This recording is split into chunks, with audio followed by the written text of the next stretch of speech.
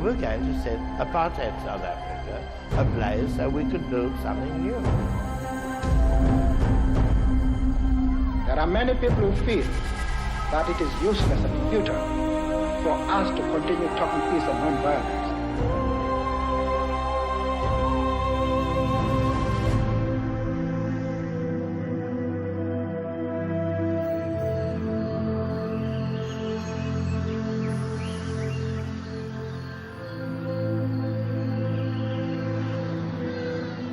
A spring dawn breaks over a house of history, a crucible of the struggle, a house of secrets that made headlines around the world, a safe house where security was slack,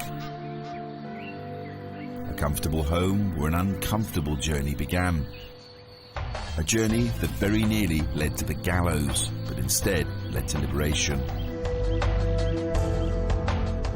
This was a place where dedicated, committed people came together to plan how we would get there. Well, we might have made mistakes, we might have been careless, but it's that vision that we had that we can, out of what we've got, create a different society for all our people. This is the story of Liliesleaf, a house tucked away in the quiet suburb of Rivonia in Johannesburg. Enthusiasts have turned it into an historical site in honour of one of South Africa's most compelling stories. In 1961, activists bought it as a safe house for people living underground, a base for both the Communist Party and the African National Congress. It was a time when black South Africans were relegated to the fringes of society. Liliesleaf was the home of the Goldreich family, who played the front of wealthy white farm owners, where powerful political leaders, including Nelson Mandela, posed as farm workers. While Mandela was hiding at Liliesleaf, he carried out this underground interview to tell the world activists were ready to take up arms. I think the time has come for us to consider whether the methods which we have applied so far are adequate. It was here that many of these decisions were made. It was also here that police raided and arrested the political leadership of the South African underground. It led to the trial and incarceration of Nelson Mandela. He emerged nearly 30 years later to lead his country to democracy. These are many of the untold stories gathered before they fade.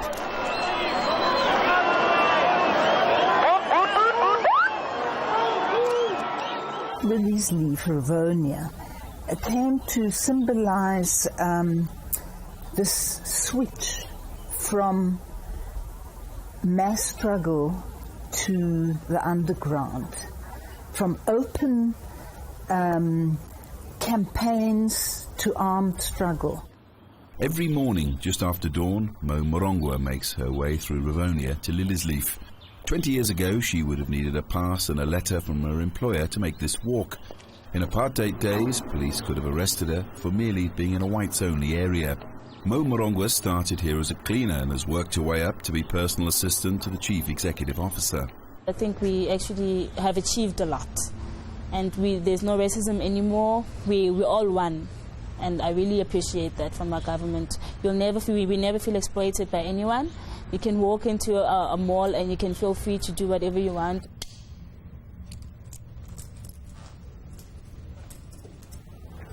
Another early bird is Jacqueline Otukile. She is the tour guide at Liliesleaf who shepherds hundreds of visitors a year around this site. I feel great. Even every time when I wake up, I'm going to work. Let me just go and do my job for a day and see how many people are coming in. And then I'm enjoying it. I'm really very, very proud of it because to work here in such a history, it makes me feel like, like maybe I'm working like in the parliament, or maybe I've been seen every day, but it's very, very important for me to work here. Thank you for calling Liliesleaf. As the office opens up, the boss is on his way in. Each day brings a different challenge, a new excitement, and to some extent, a different problem.